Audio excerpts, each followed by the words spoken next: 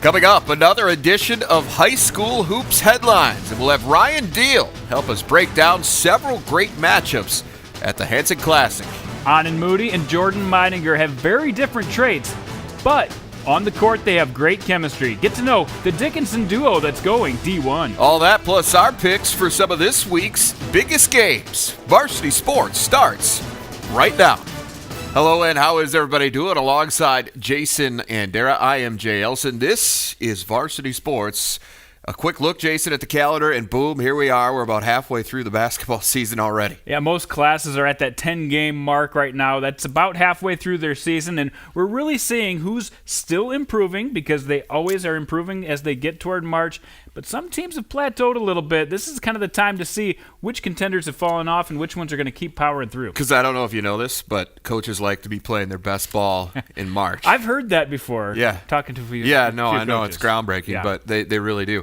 All right, well, with that, let's get you caught up on the week that was in this region in high school hoops. And let's start with the St. Thomas More Cavalier girls. The Cavs have been the class of Class A for quite some time. In fact, they haven't lost to a South Dakota Class A team in nearly 4 years. This week, though, they branched out a little bit, played some different competition. Friday night, they dominated Class AA O'Gorman 43-24 in Sioux Falls. And Saturday, they went wire to wire with the number one team from Class B. Ethan gave the Cavs all they could handle, but STM does manage to secure a 53-51 win to stay unbeaten. Nice streak for those Cavaliers. But speaking of streaks, let's move to North Dakota, where Minot has the longest winning streak. Last night, they stretched their streak to 22 games in a row, a 10-point win over Legacy. Wasn't very comfortable, and their last win before that was an overtime win over Mandan, but the streak stays intact. Wins are wins, right? All right, well, it always generates headlines when an unbeaten team suffers its first loss this late into the season. And last week, we had two of those in North Dakota, both in Class B, top-ranked and previous unbeaten. 4 wins, Metawakan dropped a 68-63 decision at Hillsborough Central Valley, while number 2 Linton HMB fell to Dickinson Trinity 70-62. In that game, 4 players reached double figures to spark the Titans toward the upset. On a weekend road trip, Rapid City Stevens became the first team from the Dakotas to beat Campbell County in Wyoming this season. They eked out an 80-74 win in double overtime. Bismarck Century, Bismarck Legacy, Rapid City Central all came close to beating the 10-1 Wyoming powerhouse, but Stevens got it done. Stevens' new coach, Michael Brooks, by the way, is the former coach at Bradley University, and he said his girls took a big step forward in that win. I'd say so. All right, well, that's a quick look at the week that was. Now let's take a quick glance at some of the top games coming up here over the next 7 days. And starting on the boys' side, Sioux Falls Christian and Vermilion 1 and 2 in your power poll in Class A boys. Yeah, this is not going to be the full basketball forecast, but this will give you a taste of those best games coming up in the next 7 days. And you're right, Christian and Vermilion is going to be a dandy on Thursday night. And then Christian has to turn around and play against Madison, just a couple days later. So some great Class A basketball in South Dakota. You see Aberdeen just suffered another loss on Tuesday. They're going to try to bounce back against Harrisburg and get revenge in that game. O'Gorman taking on Stevens, probably the top 2 teams in AA right now. And in North Dakota, we've got some good ones with Grand Forks Red River taking on Wahpeton, a couple of really good teams in Class A there. And then Carrington, undefeated, trying to give 4 wins their second loss of the year. Should be a fun one to watch. All right, well, look forward to talking about a few of those games a little bit later on. We've got some previews. As we offer our own personal opinions. Can't wait. Stay tuned for that. Coming up, Dickinson, home to a pair of pretty impressive players, and while they are both playing huge roles in their team's success this season, they're doing it in very different ways. We'll share their story next. Varsity Sports on Midco Sports Network is presented by Mitchell Technical Institute and Farmers Union Insurance Agency. Welcome back. Well, it's not often you get a future Division I player on your high school team. Dickinson has the luxury of 2. It's an understatement to say opponents are bringing their best against these guys every night, and so far, these guys have lived up to the challenge. This week, instead of going one-on-one, we're going to shift into the zone defense to get to know these 2 high school superstars. Alphabetically, they're pretty close. But in so many other ways, these 2 leaders in the Dickinson basketball team couldn't be further apart. Aanen Moody chose UND. Jordan Meidinger chose NDSU. Aanen, a little over 6 feet. Jordan towers over his team at 7 feet. Aanen lights it up from the outside, while Jordan commands the paint. Aanen always knew he wanted to play hoops. Jordan, on the other hand, didn't find that spark until recently. Ever since I was in kindergarten, first grade, I always knew that, I wanted to do something special with the ability that God gave me.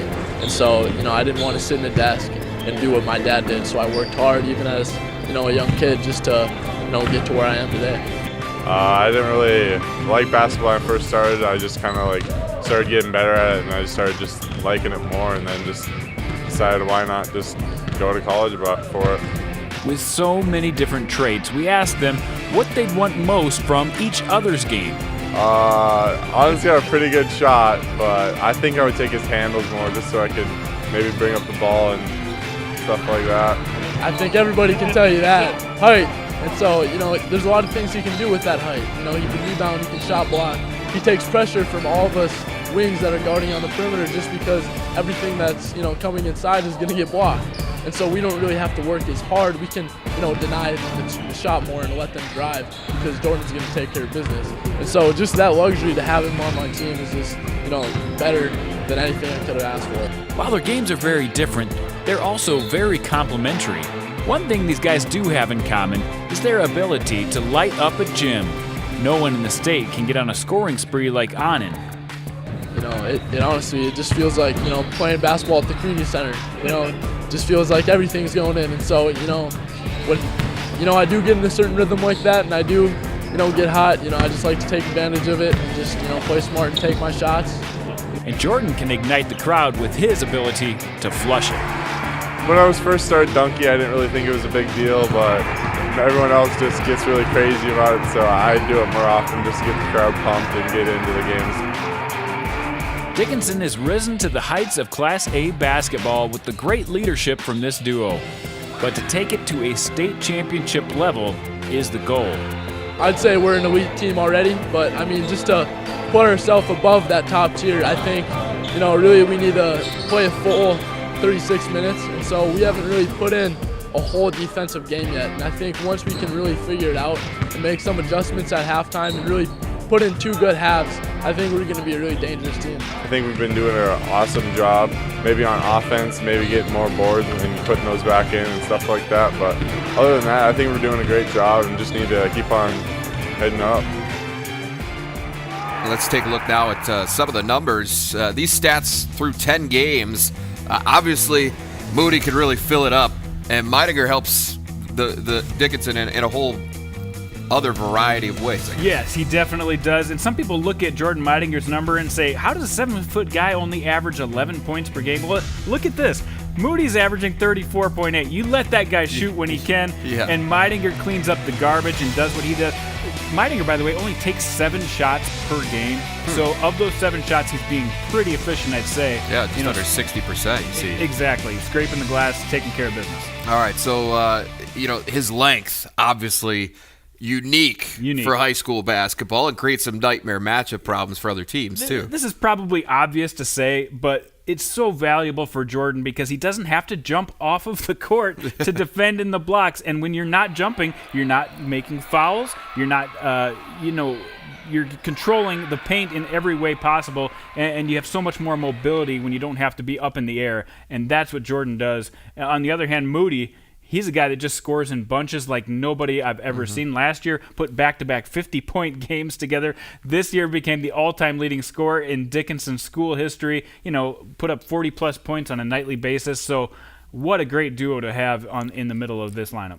We've mentioned both go to Division I. Yeah. But the way they've gotten to that point, very different as well. Exactly. Aanen Moody has always wanted to play at the Division I level, like you said in the story. Had interest from NDSU. His older brother played football at NDSU, but didn't get the offer from NDSU. Had a great relationship, by the way, with UND, and that just formed and sprouted, and he found himself loving the UND basketball program. While on the other hand, Jordan, he had interest. He's always been the tallest kid in his class, and so he really gets a lot of interest. Had an offer from Nebraska, but decided, you know what, I want to stay closer to home, play for my home state, and has been going to basketball camps with Dave Richmond for the last few years, and every year he shows up, he puts a new package of moves together and gets more and more intriguing as a Summit League prospect. Now, well, needless to say, both of their future head coaches, that being Brian Jones at North Dakota, David Richmond at North Dakota State, awfully excited to get one of the in-state prized recruits to come to their programs. I think his competitive spirit, his fire, I think he backs down from no one. He's always had an edge about him, so I think that's something we try to strive for here at North Dakota, because we know who we are, what we're about. We always need those guys who are out there with a little extra edge about them, because they want to compete at a high level and just really perform. Not only for obviously their teammates, but for the state of North Dakota. And with him being a local and a state product, I think that's exactly what we're going to see. But love his fire, love his shooting ability, his ability to score, but just obviously the big piece of just who he is as a person. I think he's going to bring tremendous asset to our locker room. You know, one of the things they said is when you look for big guys, look for guys that can run, catch, and chew gum at the same time, and everything else you can work with. And Jordan can do all those. He runs very well. He's got very good hands. I'm pretty sure he's probably good at chewing gum as well. So I think obviously we know, Jordan's best basketball is down the road, but we're excited. You can see him physically getting stronger every year. And we're just really excited. We never had that kind of presence around the rim, defensively, but he's showing the abilities to go over left shoulder, right shoulder in the post, and I think Jordan's going to have an exciting career here, that's for sure. All right, our thanks to Brian Jones and David Richmond for weighing in on those two prized recruits. All right, stay tuned. The Hanson Classic always seems to live up to the hype. The girls certainly delivered last weekend. Can the boys follow suit? We'll give you our take after this. Welcome back. The Hanson Classic is in its 35th year of bringing the best talent from across the area and showcasing it mid-season at the world's only Corn Palace in Mitchell. The ladies were up first last Saturday, and Jason, I think it's safe to say the committee once again did a great job with the pairings. We saw some great basketball. There really were great games. I mean, we say this every year, but this year was something special at the Hanson Classic. The field of teams included all 5 ranked teams in Class B, 3 of the top teams in Class A, including number 1 ranked St. Thomas More. Then you add in perennial power Crofton from Nebraska, and then a host of other great teams. The action really lived up to the billing. Avon took on Freeman early on, and they handed Freeman their first loss of the year. Warner, on the other hand, got by DeSmet in overtime. Then you saw McCook Central, who was down most of the game to Webster, fought back for a double-digit win in that game. Morgan Kepsel, she had an 11 for 19 shooting performance, 28 points, 13 boards to lead her team back. Then you saw the host team Hanson take on Sully Buttes, and they gave them all they could handle. Came up just a bucket shy of upsetting the defending champs in Class B. It just kept getting better and better and better as the day wore on. The highlight of the night had to be Maya Sellen's buzzer beater to force overtime. That shot capped a big come-from-behind win for Sanborn Central Woonsocket over Crofton, Nebraska. The future Jackrabbit totaled 40 points, 15 rebounds in that win for the Blackhawks. And then there was the nightcap, which featured the top team from Class A against the best from Class B. That one went down to the wire as well, but in the end, it was St. Thomas More edging Ethan to stay unbeaten. Claire Kirsch led the Cavs with 16 points. Just again, we reiterate, some really great basketball all day long in Mitchell. And the bar is set pretty high for the boys coming up this Saturday. All right, for more on that girls event and a preview of this weekend's boys Hanson Classic, which is slated for this Saturday, we bring in Ryan Deal from the Mitchell Daily Republic. Ryan, what was your favorite part of the great slate of games last weekend? It really had a little bit of everything. I mean, I think you got to start with Maya Sellen and her 40 points and the buzzer-beating three-pointer she had against Crofton to send that game into overtime, and then in overtime they took it from there. They kind of kept riding her, and she finished it out from there. But I think that's what stands out the most is obviously Maya's game. But then after that, you obviously had some other great games. Ethan, St. Thomas More. I mean, Ethan proved that they're legit. I mean, when they're playing with St. Thomas More, and obviously St. Thomas More, a lot of people consider them to be the best team in the state regardless of class. And I think that says a lot about Ethan, the fact that they only lost to them by 2 and had a couple chances at the end to tie that thing up. So those are a couple things that really stand out to me. All right, let's take a look ahead to the boys Hanson Classic now. Here are the pairings. At 5:30, you've got Bridgewater Emory, who takes on defending Class B champion Warner. At 7, you got St. Thomas More taking on Sioux Valley. And then the nightcap, Corsica Stickney against the undefeated Langford Lions. Ryan, which of these games are you looking forward to the most? I think the one that really kind of has me intrigued the most, well, there's a couple, but the one that really stands out is probably Sioux Valley against St. Thomas More. I mean, you're going to have number 1 Sioux Valley against number 5 St. Thomas More, and they've both been, just perennial powers in Class A with the last several years and everything. And I mean, there's some good players out there. I mean, Sioux Valley, Tate Vincent, he's going to play at Augustana, and he's got Trevor Olson and Trevor Hanson. Hanson's going to play at South Dakota State. And on the other side, you have Isaac Kortmeyer, and I believe he's going to go to South Dakota Tech. We just got just great players on both sides, led by a couple great coaches. So that's one I'm really looking forward to the most. All right, that again, Ryan Deal from the Mitchell Daily Republic. Thanks, Ryan. Well, looking forward to another great day at the Court Palace coming up on Saturday. But first, this week's Fast Break. Janny will share his thoughts about the 8th grader that's making headlines in Yankton, and that and a whole bunch more. This is Varsity Sports. All right, it is time to run the break. You know how it works. I ask the questions. Jandy gets 35 or less to answer. And we're going to go class by class in boys hoops to talk about some of the biggest topics around the area right now. Are you ready? I am always ready, Jay. Number 1. Always ready to take a shot. South Dakota Class AAA. Matthew Moores is an 8th grader, but he doesn't look like an 8th grader. He plays much older than that. How good is this guy right now, and how good is he going to get? Well, it's so hard to put labels on an 8th grader. You just don't know if he's going to get way better or if he's going to get just a little bit better. But all indications right now, he is the real deal. Last year, made the varsity team as a 7th grader. This year, he's already taken over a couple of games. Oh, man. And I haven't watched him play in the summers, but you hear stories about just how good this guy is in the summers, how he takes games over. And by the way, Mike Miller, the other guy he gets compared to a little bit, he wasn't playing varsity ball in 8th grade, so take that for what it's worth. I guess so. All right. Class 8 out. Madison lost early in the year to Tri-Valley, but has seemed to turn a corner with some big wins against the likes of Sioux Valley, St. Thomas More, etc. What makes the Bulldogs dangerous? Well, right now, they have players with big game experience. That makes them dangerous. There is no game that they are scared of. Plus, Mike Rickey knows that he can bring several guys off the bench without any drop-off on defense. By the way, this team thrives on defense. They have held their opponents to 36% shooting this year. They got lots of guys who can come out and defend.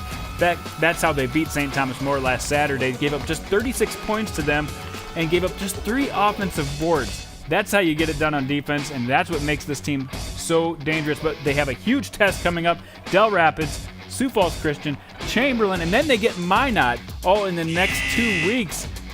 Crazy to see if this team can keep up that pace on defense. They're going to need to play a little better offense to get through that little stint. All right, Class B now. We just heard a little preview from Ryan Deal, who said to see what he's looking forward to most about Saturday in the Hanson Classic. But how about you? Who's got your attention? Well, I agree that Sioux Valley St. Thomas More game is going to be huge, but I'm looking forward to Langford, Corsica, Stickney.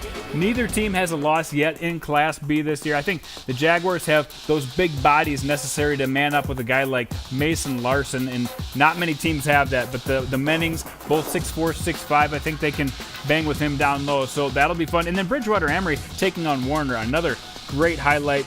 But I think that Langford, Corsica, Stickney game, the one I'm really looking forward to. All right, I got one quick one for you from North Dakota Class A. We talked about Moody and Meidinger a little earlier in the show. Do you think they have what it takes to help Dickinson make a serious run here? You know, if they play like they did against Century, I think they can take on anybody, but they're going to need that supporting cast. Eli Young has been stepping up. He's going to have to do it. Cam Jorda, Tanner Willett, Sean Steffen, big keys to this situation. I think they can, but they're going to need the whole team to play. All right, that's it. All right. Good job running the break. Get some water. Breathe up. All right. Well, stay tuned, folks. Jason's going to put perfection to the test here in just a few moments as we offer up our thoughts on some of this week's top matchups. We're going to play another round of Pick'em next. Varsity Sports on Midco Sports Network is presented by Mitchell Technical Institute and Farmers Union Insurance Agency. All right. Let's make some picks, shall we? Let's do it. Jason's perfect so far, folks. Save the one upset that you didn't get right. Everything else, have been on point. Good for you. It always starts like this, though, doesn't it, Jay? And then you come back right about now, so let's see what happens. Let's see. North Dakota girls, Red River and Wahpeton, Saturday. You know, Red River finally had their first loss of the year, but this is a very strong team. Wahpeton still doesn't have that signature win yet. I don't think they're going to get that signature win against Grand Forks Red River. Battle of the top 2 scorers in the EDC. Yep. Tylee Irwin from Wahpeton, of course, and then Lexi Robson from Grand Forks Red River. I think Robson might have a little bit more around her, though, and that's why I like the Rough Riders to get the win here as well. North Dakota boys, Carrington at 4 wins. This one should be fun. I'll tell you what, Carrington undefeated, led by their junior point guard, Garrett Bickett, who's really taken a step up from his sophomore year. Very young team, though. I think they're a year away from knocking off a team like 4 wins, and they're getting on a head of steam. They're very focused after that loss to Hillsborough Central Valley. Yeah, that's the thing, is good teams, they get the wake-up calls every once in a while, and I think that's exactly what we're going to see from 4 wins here. I think that's what happened against Dickinson Trinity a couple years ago. I think they get the win and move on, have another really great season. All right, South Dakota girls, Aberdeen at Harrisburg on Friday. The wheels falling off a little bit for Aberdeen Wobbling Central. anyway. They lost to Brookings coming out last Tuesday. I think this is a team that really needs to regroup in the right direction. They're going to be focused on this game, but Harrisburg, best team in this class, in my opinion. They're going to win this game. Now look at this. Aberdeen has played 2 games against teams that are above 500. They're 0-2 in those games. Okay. Lost to Harrisburg. It's gonna be tough. Lost to Brandon Valley. They're going to lose to Harrisburg a second time. South Dakota boys, Sioux Falls Christian and Vermilion, 1-2 in your power rank. I think Sioux Falls Christian is really geared up for this game. I think they can stop the weapons that Vermilion has from the outside. DJ Fikestra gets it done on the inside. I don't think there's an answer for that Vermilion-wise, so give me the Chargers. Blitza White Williams, it's quite a pair for Vermilion, Very good. but Sioux Falls Christian, both of their losses to AA teams, Washington and O'Gorman's, they're 3 Class A wins by an average of 27 points. I don't think they're going to do that to Vermilion, but I do think the Chargers will get the win. Upset picks. All right, upset picks. I'm going to take Hamlin to get their first loss of the year in girls basketball in South Dakota. Millbank has been really competitive. I think they can take them out. I think Woolsey Wessington will lose their first game to Chester this weekend. Chester's played an extremely difficult schedule. They've held their own in some of those games. I think the Flyers are kind of poised for an upset, as much as I think Woolsey Wessington is due for a loss. All right. We'll see. Come back next week to find out how we did. Enjoy the games, everybody. For Jason Andera, I'm Jay Elson. We'll see you next time.